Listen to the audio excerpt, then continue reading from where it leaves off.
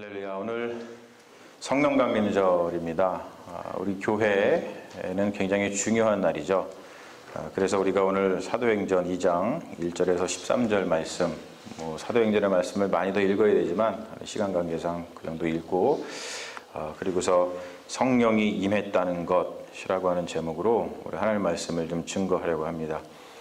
성령이 임했다는 것이 무엇인가, 그리고 또 성령이 임했다는 것에 대한 증거는 또 무엇인가, 그런 것들을 우리가 살펴보면서 다시 한번 우리의 모습을 돌아보고, 그리고 우리의 교회를 한번 돌아보는 그런 시간을 가지려고 합니다. 제가 이제 벌써 캘리포니아에 온 지 한 2년이 이제 다 돼갑니다. 조지아를 떠나서 이곳으로 올 때 기대를 참 많이 품고 왔습니다. 기대라는 게 다른 것이 아니고, 하나님께서 성령의 능력으로 이곳에 이제 보내셨다고 저는 믿기 때문에 그런 기대를 품고 왔죠. 하나님께서 성령을 통해서 이끄시는데 어떤 일들을 행하실까, 그런 것들을 많이 기대를 했어요. 근데 굉장히 처음에 와가지고 굉장히 긴장을 많이 했던 것 같아요. 지금 생각하면은 그런 것 같아요. 그때는 잘 몰랐는데 지금 생각하면은 제가 2016년도 와가지고 그때 보냈던 또 추수감사절, 그때 우리 박범식 형제님 결혼식 주례한 거 외에는 어떻게 보내는지 전혀 기억이 안 나요. 그리고 성탄절 크리스마스 때 도대체 무엇을 하면서 내가 보냈는지 기억이 전혀 나지 않아요. 정말 전혀 나지 않습니다. 그만큼 와가지고 긴장을 굉장히 많이 했던 것 같아요. 그러면서 이제 여러분들이 사랑을 많이 해주시고 또 많이 도와주셔가지고 제가 이제 적응을 잘 해가면서 이제 요즘에는 이제 좀 적응도 많이 되고 이제 기억이 다 납니다. 이제는. 그래서 얼마나 좋은 줄 몰라요. 특별히 올 때 제가 여러 가지 이제 소망이 참 많이 있었습니다만 그냥 좀 재밌게 얘기를 하자면 한 두 가지를 하나님께 기도하면서 왔어요. 첫 번째는 뭐냐면 제가 오기 전에 그 컴퓨터, 랩탑 컴퓨터 제가 쓰던 게 고장이 났어요. 근데 아틀란타고 조지아에서 그걸 고쳐보려고 하니까 고쳐주는 곳이 아무 데도 없는 거예요. 베스트바이 가니까 아예 쳐다보지도 않고 그냥 새 거 사라 그러고, 어디 가니까 고쳐주는 사람이 아무도 없는 거예요. 그래서 내가 정말 좋아하는 컴퓨터인데 어떡하지 하고서는 눈물을 머금고 어차피 작업을 많이 해야 되니까 새로 컴퓨터를 사고 그 컴퓨터를 가지고서 오면서, 주님, 그래도 제가 가는 곳이 실리콘밸리라는 곳인데 이 컴퓨터 하나 고쳐주시는 분 한 분이라도 계시겠죠? 그러고 왔습니다. 와가지고 기도대로 우리 교회에서 바로 우리 저 뒤에 계신 우리 이용현 집사님께서 보자마자 컴퓨터를 멋지게 고쳐주셨어요. 그래가지고 그것을 갖다 우리 아이들이 지금 아주 잘 쓰고 있습니다. 얼마나 감사합니까? 그리고 또 조지아에서는 제가 코 비염이 굉장히 심해가지고요. 늘 코가 부어 있어가지고 잠을 자다가 맨날 깨고 막 너무너무나 힘들었습니다. 그래갖고 올 때도 주님, 여기 가면은 한국 커뮤니티도 많이 있고 여기 가면은 제 코를 고쳐주실 의사 선생님이 분명히 계실 거라고 믿습니다. 그리고 왔어요. 왔는데 지금 뒤에 앉아 계신 우리 최 원장님 와가지고 제 코를 갖다가 고쳐주셨어요. 할렐루야. 최 원장님이래. 김 원장님. 네, 김 원장님이. 내가 왜 최 원장님이라고 그랬지? 김 원장님. 네, 김 원장님. 여기 김 원장님이라고 써놨어요. 제가 지금 죄송합니다. 제가 지난주에 밥을 먹다가 혀를 갖다가 엄청 깨물었어요. 중간에. 그래서 지금 말이 막 이상하게 나와요. 죄송해요. 우리 김 원장님이 이제 곧 있으면 우리 이영기 집사님의 신랑 되실 우리 김 원장님이 코를 갖다가 고쳐주셨는데, 처음에는 코를 갖다가 하는데 침을 갖다가, 이거 굉장히 고급 기술입니다. 이거 한국에서 우리 원장님이 배워갖고 오셔갖고 하는 건데 어디 딴 데 가면은 있지 않는 기술이에요. 코에다가 침을 넣으셔가지고 여기 코를 갖다가 자극해서 여기 있는 부어있는 코 선지 다 빼내고 이 코 점막을 갖다가 다시 회복을 시켜주시는 그런 작업을 하시는데, 그래서 요즘에는 원장님 덕분에 자다가 이제 소변 때문에 화장실을 가지 않는 이상은 자면은 아침에 일어날 때까지 그냥 잡니다. 얼마나 감사해요, 여러분. 얼마나 감사합니까? 혹시 여러분 코에 비염 있으신 분 계세요? 알러지는 약을 먹어야 된다 그래요. 알러지 비염은. 근데 비유성 비염이라고 그러죠. 코가 붓는 거. 그거는 이거 치료받으면 정말 좋습니다. 근데 좀 아파요. 근데 그 정도 아픈 거야 얼마든지 참죠. 여러분, 원장님한테 꼭 치료받으세요. 장주신 목사 소개로 갔다 그러면 싸게 해드릴 거예요. 그쵸, 원장님? 분명히 그럴 거예요. 그 얼마나 감사한지 몰라요. 그리고 또 제가 이번에 책을 출간했잖아요. 책이 지금 도착했다고 원사님 말씀하시는데 다음 주부터는 아마 보실 수 있을 거예요. 제가 책을 내기 위해서 한 4년 동안 노력을 했어요. 근데 이게 쉽지 않더라고요. 요즘에 사람들이 책을 안 읽으니까 출판사에서 웬만해도 책을 내주지를 않습니다. 제가 원고를 막 보내도 계속 빠꾸를 먹으니까 막 디스커러지 되고 내가 이렇게 못났나 막 이런 생각이 들었는데, 책을 내는 그 책이 있어요. 책은 어떻게 내는 것이라는 책을 보면은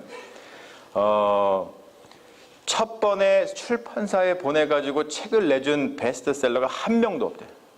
적어도 20번, 30번은 다 리젝을 당하고서 그러고서는 성공을 했다 그래요. 예. 그걸 보면서 얼마나 제가 마음의 위로를 받았는지, 아, 그래 내가 부족한 것이 아니구나, 이것이구나 하면서 기도를 많이 했는데, 희망을 품고서 기대를 품고서 캘리포니아에 왔더니 캘리포니아에서 드디어 이렇게 또 좋은 일이 생겨가지고 제가 그것 때문에 이번에 한국을 또 가게 되지 않았습니까? 그래서 너무나 감사합니다. 특별히 감사한 것은 무엇보다도 여러분을 만난 거예요. 참 대단한 여러분들 만나서 많은 일들을 지금 하면서 교회를 세워나가고 그러는데, 요즘엔 너무나 기쁘고 행복해가지고 어디 가면 제가 우리 교회 자랑하고 여러분들 자랑하느라고 아주 그냥 이 입에서 침이 마를 날이 없어요. 보이시죠? 막 침 고인 거? 보이시죠? 정말로 그렇습니다. 얼마나 감사한지 몰라요. 계속해서 좋은 일이 많이 일어날 거라고 믿습니다. 왜냐하면 성령의 이끄심을 받고 왔다고 저는 고백하고 믿기 때문입니다. 오늘 말씀도 보면은 오순절에 정말로 좋은 일들이 일어났어요. 무슨 일이 일어났습니까? 예수님의 약속대로 성령을 받는 역사가 일어났잖아요. 이거보다 좋은 일이 어디에 있습니까? 오순절에 일어났습니다. 오순절이 뭐냐면 제가 적어왔는데, 오순절은 두 가지 의미를 지니고 있습니다. 유대인들에게 첫 번째는 곡식의 첫 열매를 바치는 절기예요. 그리고 두 번째는 이스라엘이 출애굽을 하고 난 다음에 50일 지나가지고 시내산에서 모세를 통해서 율법, 즉 십계명을 받았죠. 그래서 하나님하고 언약을 맺잖아요. 너희는 나의 백성이 되고 나는 너의 하나님이 되리라. 그래서 그 하나님께 계명을 받고 언약을 받은 것에 대한 감사와 또 그것을 다시 갱신하는 그러한 절기가 바로 오순절의 절기입니다. 성령 강림이 바로 그 오순절에 일어났다는 것이죠. 오늘 말씀 첫 번째 말씀 1절을 보면 이렇죠. 오순절 날이 이미 이름에 그들이 다 같이 한 곳에 모여 있었다라고 얘기를 합니다. 성령이 강림해서 탄생한 것이 뭐냐면 바로 교회입니다. 교회라는 것은 뭐냐면 그들이 다 같이 한 곳에 모여 있었던 것처럼 다 같이 한 곳에 모여서 성령의 은혜를 사모하는 게 교회입니다. 여러분, 우리도 오늘 다 같이 모였잖아요. 다 같이 모여서 우리가 다른 것이 아니라 성령의 능력을 받고 성령의 은혜를 받고 성령의 임재를 받기 위해서 우리가 이 자리에 다 같이 모인 줄로 믿습니다. 그래서 교회인 거예요. 교회는 그래서 어떤 의미를 지니냐면, 제가 적어왔나요? 첫 번째 보면은 뭐냐면, 그리스도께서 부활의 첫 열매인 것은 우리가 복음을 통해서 알고 있잖아요. 근데 바로 그 복음, 그리스도께서 부활의 첫 열매인 것처럼 교회는 그것을 증언하는 성령의 첫 열매라는 겁니다. 여러분, 우리는 성령의 첫 열매예요. 얼마나 감사합니까?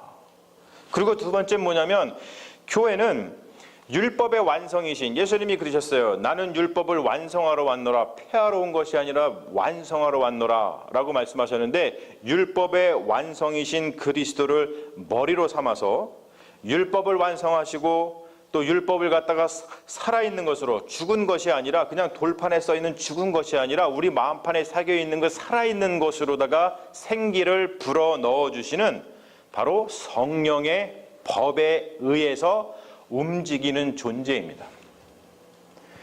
우리는 법으로, 율법으로 움직이는 존재가 아니고요, 성령의 법으로 움직이는 존재예요. 여러분, 이게 얼마나 중요한 거냐면, 성령이 충만한 교회는 그렇기 때문에 살아있는 교회가 돼요. 살아있지 못하는 교회, 힘든 교회, 어려운 교회, 그런 교회는 왜 어려우냐면 성령의 충만함이 없기 때문에 그렇습니다. 그 말은 뭡니까? 성령의 법에 의해서 살아 숨쉬는 것이 교회이기 때문에 우리가 정말로 교회로서 생각하고 노력하고 간구해야 될 것은 뭐냐면 어떻게 하면 성령의 충만함을 받을 것인가?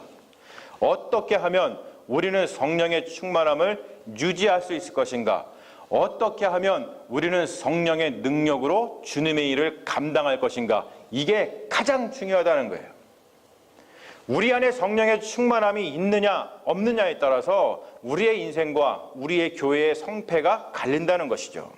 여러분 믿으시죠? 할렐루야. 이 시간 바로 그러한 성령을 간구하는 시간인 줄로 믿습니다. 그런데 여러분 이 생각을 해볼 수가 있어요. 그렇다면은 성령이 이만큼 중요한데 우리가 성령을 받았다라고 하는, 성령이 우리에게 임재했다라고 하는 증거가 도대체 뭐냐는 거예요. 성경에 보면 여러 가지가 나와 있어요. 하지만 오늘 말씀에 근거해서 제가 두 가지만 이야기를 하려고 합니다. 보시죠. 성령이 임재했다는 두 가지 증거. 자, 첫 번째는 뭐냐면 다 같이 한번 해볼까요? 시작. 방언. 방언이란 무엇인가?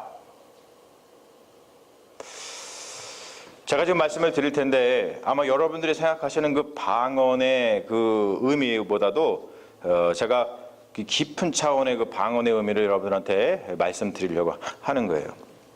저는 중학교 때 방언을 받았습니다. 그리고 고등학교 때 방언의 꽃을 피웠어요. 그래서 특별히 고등학교 때는요, 자다가도 방언을 했어요.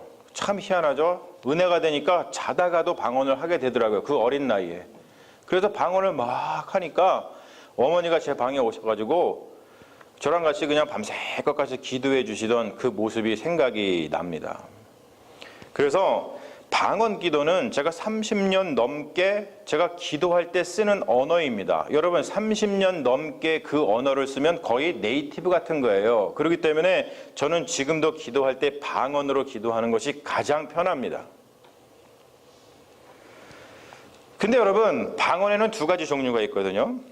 오늘 우리가 살펴본 이 사도행전의 말씀에 나오는 사도행전 방언인데 그건 뭐냐면 상대방이 알아듣는 방언이에요. 그것은 상대방의 귀에 어떤 역사가 일어나는 거예요.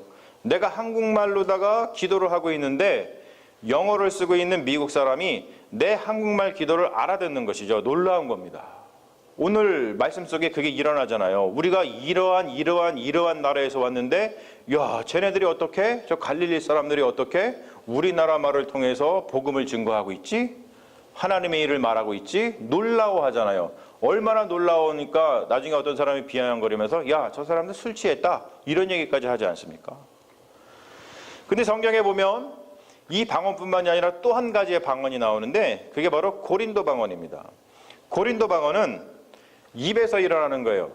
우리가 흔히 하는 뭐 랄랄라라든지 상대방이 알아듣지 못하는 말로다가 방언을 하는 겁니다. 근데 사도 바울이 이 방언에 대해서 굉장히 조심스럽게 얘기를 하죠. 예배 시간에 방언을 쓰지 말아라. 만약에 방언을 쓸 것 같으면은 통역을 달아라. 이야기를 합니다. 제가 만약에 우리 다 같이 기도합시다. 그러고서는 앞에 나와서 대중 기도를 하는데 제가 막 방언으로 기도를 해본다고 생각해 보세요. 여러분 무슨 말인지 못 알아들으니까 은혜가 안 되실 거예요. 그러니까 통역이 있어야 된다는 거예요. 그래서 고린도 방언은 그러한 방언이기 때문에 예배 시간에 쓰는 것을 별로 권장하지 않습니다. 사도 바울이. 그런데 여러분 제가 드리고 싶은 말씀은 이거예요. 제가 어렸을 때에 그리고 신앙과 신학이 좀 깊어지기 전까지는 저는 그냥 이상한 말, 우리가 흔히 하는 뭐 랄랄랄라 막 이런 거, 뭐 이런 걸로다가 말로다가 하는 것이 방언인 줄 알았어요. 그런데 공부를 하다 보니까 그리고 또 어떤 영성이 깊어지고 기도가 깊어지다 보니까 그게 방언이 아니구나. 그게 방언의 뜻이 다 아니구나라는 것을 방언이 가진 그 깊은 뜻을 깨닫게 됐습니다.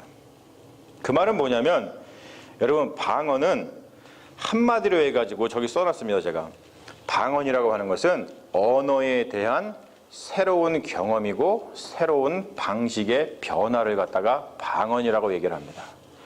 여러분 좀 어렵죠? 제가 풀어서 설명을 해드릴게요. 뭐냐면 예수를 믿기 전에 사용하지 않던 언어를 예수를 믿고 나서 성령을 받고 나니까 사용하게 되더라는 거예요. 물론 이곳에서는 여기에는 엄마 뱃속에서부터 예수를 믿으신 모태신앙도 계시겠지만 아마도 예수를 믿지 않다가 중간에 예수를 믿으신 분들도 계실 거예요. 그런데 한번 여러분들의 삶을 한번 돌아보시죠. 예수를 믿기 전에 이런 단어를 쓰셨어요. 하나님, 성령, 믿음, 칭의, 종말, 창조, 십자가, 부활, 은혜, 이런 말들을 예수 믿기 전에 쓰신 적 있으세요? 없죠. 예, 없습니다. 우리 지용정 원사님 저한테 간증을 많이 해주셔가지고 잘 알고 있는데 없어요. 안 씁니다. 그런데 이상하게 예수를 믿고 성령을 받고 나니까 우리의 언어가 새로운 경험을 하여 우리의 언어가 새로운 방식으로 말을 하기 시작합니다. 뭔가 이루어지면 하나님이 하셨어요. 성령의 은혜입니다. 저는 죄인입니다. 하나님이 이 세상을 창조하셨습니다. 십자가에 달리신 주님께서 우리를 구원하셨습니다. 주님께서 부활하셨습니다. 우리가 하는 모든 것은 다 하나님의 은혜입니다 라고 하듯이 언어에 대해서 새로운 경험을 하게 되고 우리가 말하는 방식이 바뀐다는 겁니다. 여러분, 방언이라는 것은 바로 이것을 얘기해요. 단순히 랄랄라가 아니라 새로운 경험을 하더라는 거예요. 여러분 한번 생각해 보세요. 지금 우리가 예배를 드리고 있는데 우리 그리스도인들에게는요, 이 예배도 방언입니다. 여러분, 기독교 예배가 얼마나 낯선 말인 방언인지 아세요? 여러분들은 방언을 다 받았고 성령을 받았기 때문에 여기에서 지금 제가 하는 말이 무슨 말인지 다 알아들으시고 예배 드리시는 거예요. 근데 예수를 믿지 않은 사람들, 정말로 교회를 가보지 않은 사람들, 성경을 펴보지도 않은 사람들을 데리고서 이 자리에 앉혀보세요. 분명히 제가 한국말로 하고 우리가 다 한국말로다가 예배를 드리고 있음에도 불구하고 믿지 않는 사람들, 불신자들, 처음에 교회에 나온 사람들은요, 우리가 지금 예배 드리는 이 언어를 전혀 알아듣지 못합니다. 실제로 그렇습니다. 여러분, 그렇잖아요. 방언이라고 하는 것은 우리 믿는 사람들의 깊은 영혼에서 우러나오는 기도입니다. 우리는 예수 그리스도의 부활을 믿는 사람들이고 예수 그리스도께서 우리를 부활시키실 거라는 걸 믿는 사람들이에요. 그렇기 때문에 우리는 삶 자체가 아주 비밀한 방식의 삶의 언어를 가지고 있습니다. 부활에 대한 기대가 없는 사람들과는 전혀 다른 삶의 방식을 가지고 전혀 다른 언어의 습관을 가지고 살아간다는 거예요. 여러분, 그게 바로 방언이라는 거예요. 삶의 자리에서 이미 여러분이 쓰는 언어가 그리고 여러분들의 삶의 방식이 바뀌었다면 여러분은 성령 받은 것이고 방언을 하는 것입니다. 그러니 여러분, 혹시 저는 아침에 기도할 때마다 여기서 방언을 합니다만, 야, 우리 목사님은 성령 받아서 저렇게 방언으로 기도하시는데 나는 못하는데 나는 성령 못 받았나? 이렇게 생각하실 거 전혀 없어요. 여러분들도 이미 성령의 충만함을 받으신 주님의 종들인 줄로 믿습니다. 여러분, 제가 위에서 고백하는 말씀으로다가 오늘 말씀을 시작을 했어요. 뭐라고 고백을 했습니까? 제가 캘리포니아 올 때 그냥 온 것이 아니라 성령의 이끄심을 받고 왔어요. 그런데 여러분 생각해 보세요. 제가 밖에 나가가지고 누구를 만났는데 그 사람은 예수를 믿지 않는 사람이에요. 성경을 모르는 사람이에요. 교회를 다니지 않는 사람이에요. 근데 그 사람이 저한테 이렇게 물었어요. 선생님은 어떻게 이쪽 캘리포니아 북가주에 오셨어요? 그러면 제가 이렇게 얘기했다고 생각해 보세요. 아, 네, 성령의 이끄심을 받고 왔습니다. 그러면 그 사람이 저한테 뭐라 그럴까요? 아멘. 아, 할렐루야. 그 순간 바로 그 사람이 성령의 은총을 받은 줄로 믿습니다. 분명히 속으로 뭐래? 뭐라는 거야? 분명히 그럴 거예요, 그 사람은.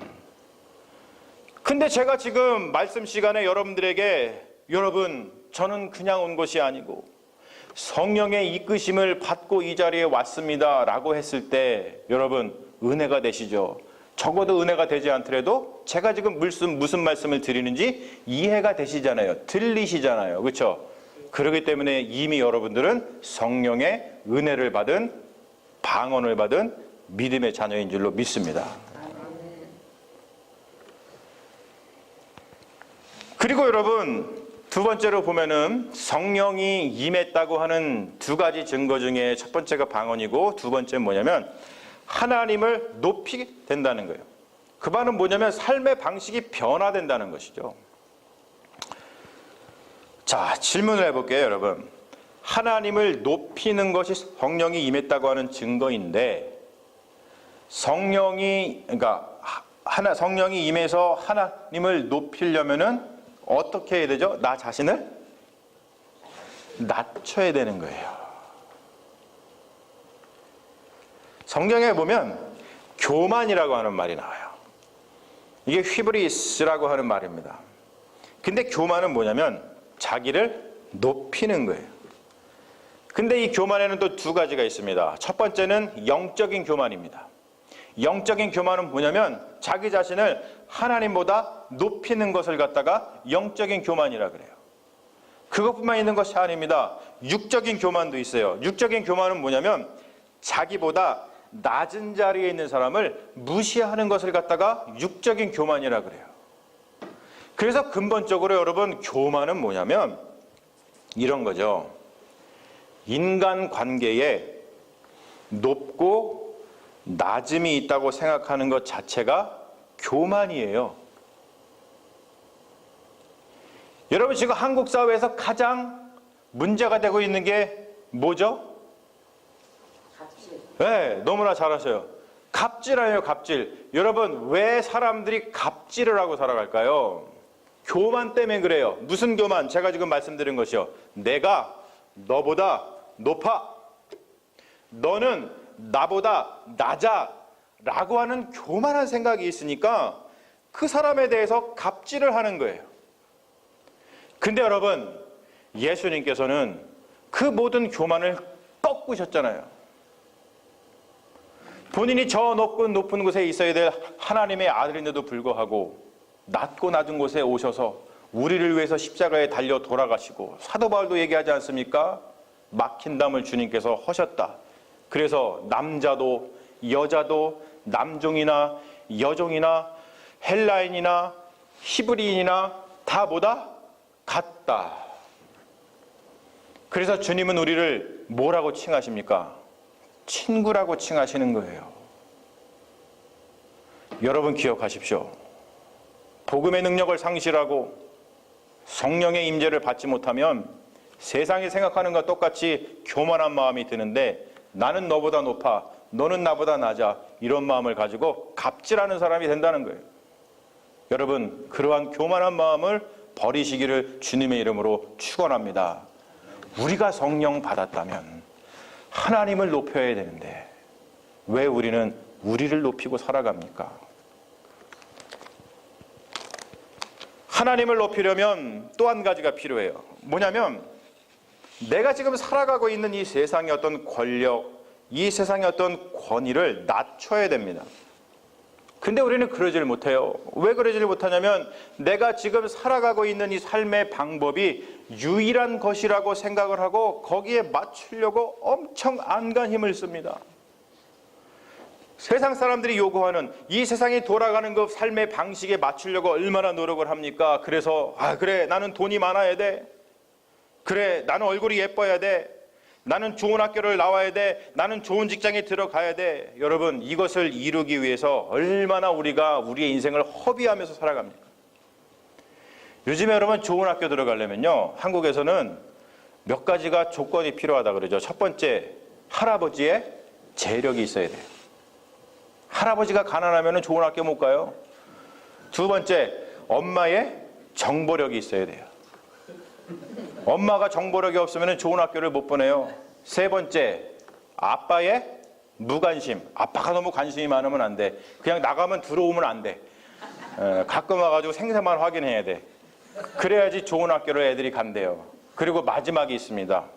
동생의 희생. 동생이 희생을 안 하면 안 돼, 안 돼. 저도 생각해 봤어요. 그랬더니 우리 아버지도 안 계셔.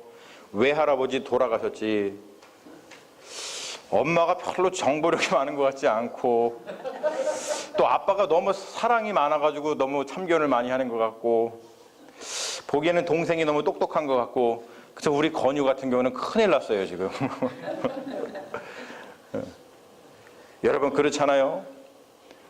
우리가 이 세상의 삶의 방식이 전부인 것처럼 생각을 하고서는 그거에 맞춰서 사니라고 우리의 인생을 얼마나 허비합니까? 그래서 우리가 어저께 토요일날 새벽 예배 때도 잠깐 살펴봤듯이 이사야 선지자가 말했잖아요. 하나님이 원하시는 것은 정의와 공의거든요. 근데 우리는 하나님의 정의와 공의가 없는 것처럼, 오히려 없어야지만 우리가 성공할 수 있다는 마음을 가지고서 우리는 삶의 방식을 세상에 맞춰서 살아갑니다. 하나님의 나라를 생각하지 않아요. 그러다 보니까 우리의 인생이 힘들고 어렵죠. 여러분, 하나님을 높인다는 것은 구원이 누구에게 오는지 확실하게 깨닫는 것을 이야기를 합니다. 오늘 우리가 읽지 않았지만 더 말씀을 보면은 제가 써온 것 같은데, 집사님 보시죠. 뭐라고 나오냐면, 누가 우리를 구원할 것인가? 사도행전 2장 20절 말씀에 보면 이런 말씀을 해요. 주의 크고 영화로운 날이 이르기 전에 해가 변하여 어두워지고 달이 변하여 피가 되리라. 여러분, 세상 사람들은 알아듣지 못하는 하나님의 방언입니다. 성경 말씀이에요. 근데 우리는 알아듣잖아요. 주의 크고 영화로운 날, 해가 변하여 어두워지고 달이 변하여 피가 되는 날을 우리는 뭐라고 불러요? 종말이라고 부르잖아요. 우리는 다 알아듣습니다. 그런데 바로 이 날에 우리를 구원하실 분은 누구밖에 없습니까? 예수 그리스도밖에 없다는 것이 우리의 신앙의 고백이고 우리의 삶의 방식이고 우리의 방언인 줄로 믿습니다. 세상 사람들은 이해하지 못합니다. 하지만 우리는 이 말을 이해합니다. 그리고서 21절에 사도 베드로가 이렇게 전하잖아요. 누구든지 주의 이름을 부르는 자는 구원을 받으리라. 할렐루야. 너무나도 중요한 말씀이에요.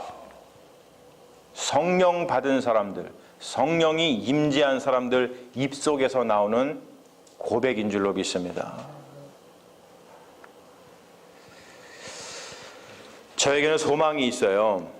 무슨 소망이냐면 유명해지는 것이 소망이 아닙니다.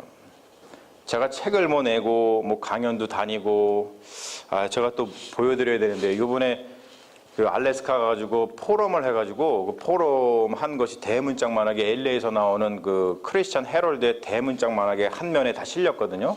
근데 우리는 북가주잖아. 그건 남가주고. 북가주에는 신문이 없어가지고 좀 그런데, 남가주에는 사람이 많이 신문이 많은데 그 대문짝만하게 나왔습니다. 한번 찾아보세요. 제가 카톡으로 보내드릴게요. 그냥 보세요. 거기에 그래 나왔는데, 제가 유명해지려고 그런 일들을 하는 게 전혀 안 해요. 저는 그런 소망이 별로 없어요. 여러분 생각해 보세요. 그게 다 세상 살아의 방법 아닙니까? 유명해지려고 하는 거. 제가 아까 말씀드렸죠. 유명해지면 뭐만 해요? 갑질만 해요. 갑질만. 목사가 갑질하는 사람 되면 되겠어요? 저는 유명해지려고 하는 게 아니에요.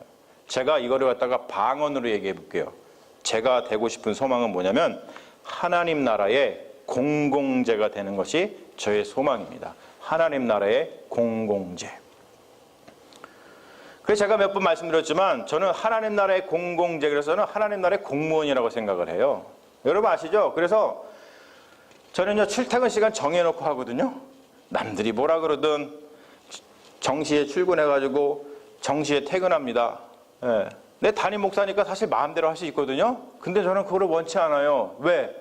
나는 하늘나라의 공무원이니까.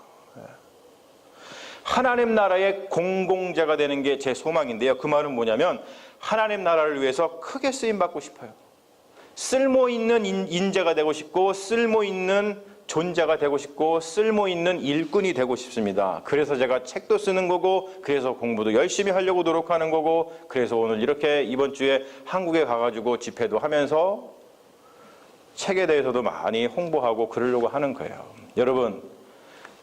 여러분들의 담임 목사, 장 목사가 하나님 나라의 공공재로 쓰게 해달라고 제 소망이니까 여러분 기도하실 때마다 같이 기도해 주시기를 주님의 이름으로 부탁드립니다.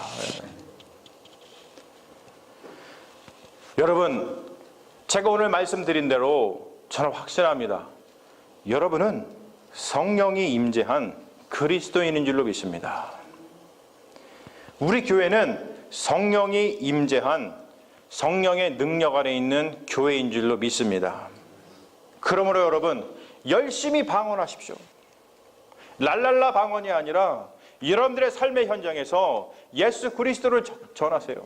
하나님이 하셨습니다. 예수 그리스도께서 우리를 구원하셨습니다. 모든 것은 다 하나님의 은혜입니다. 세상 사람들이 알아듣지 못하는 바로 그 성령의 방언으로다가 여러분들의 삶의 언어를 바꾸십시오. 그리고 여러분 열심히 하나님을 높이십시오. 그러기 위해서는 나를 낮춰야 되고 교만을 버려야 되고 이 세상의 삶의 방식이 유일한 방식이 아니라는 것을 깨닫고 하나님 나라를 바라보면서 살아가는 믿음의 종들이 되시기를 주님의 이름으로 축원합니다. 여러분 우리 모두가 성령 충만함을 받고 바로 그 성령 충만함을 위해서 합력하여서 선을 이루는 믿음의 종들이 될 줄로 믿습니다. 아멘. 잠시 기도하겠습니다. 아버지 하나님, 성령 강림절에 우리가 말씀을 통해서 성령 받은 줄로 믿습니다. 성령이 임했다는 그 증거를 가지고 살아가는 믿음의 종들이 된 줄로 믿습니다. 그래서 삶의 자리에서 어디에 있든지 무엇을 하든지 세상이 쓰는 언어를 쓰는 것이 아니라 언어에 대한 새로운 통찰, 언어에 대한 새로운 방식을 가지고 하나님의 언어로, 성령의 언어로 복음을 증거하는 믿음의 종들 되게 하여 주시옵시고, 무엇보다도 세상 속에서 하나님을 높이면서 이 삶의 방식, 우리를 올가매는 그러한 삶의 방식이 아니라 하나님 나라의 삶의 방식을 사모하면서 하나님께서 주시는 은혜로 살아가겠다고 다짐하고 날마다 성령의 충만함을 간구하는 믿음의 종들이 되게 하여 주시옵소서. 감사드리며 우리를 구원하신 예수님 이름 받들어 기도합니다. 아멘. 주여 믿습니다. 아버지 하나님.